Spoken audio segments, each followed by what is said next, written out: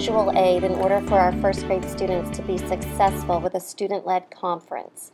We came up with a visual guide to help them through the whole process. In order to be successful with our parents, we reviewed it with our students prior to conference time and modeled how to go through the procedures. We checked for understanding with our students and made sure that they were able to do everything in the checklist.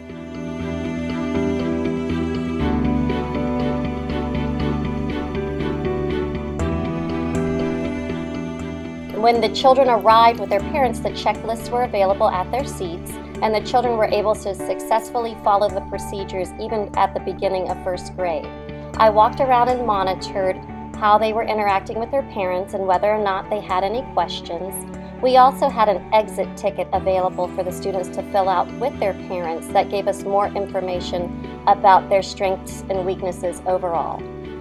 It was a very successful experience. I was a little leery about doing it for the first time, but it was so much more rewarding than the teacher-directed conference that we used to use in the traditional model. I will look forward to doing it again next school year.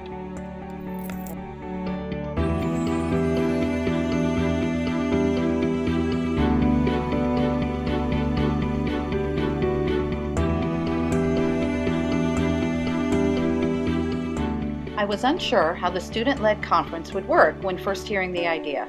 However, after completing them this school year, I will never go back to the traditional way. This process gave my students control over their learning, confidence in their learning, and pride in our classroom and day-to-day learning. I like that my son was an active partner in his learning process and could tell me about his strengths and struggles.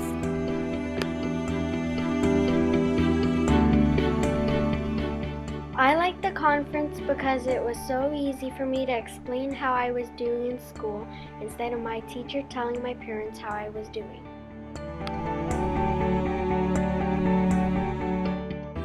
While we were holding our conference, my mom was very businesslike and interrogating me.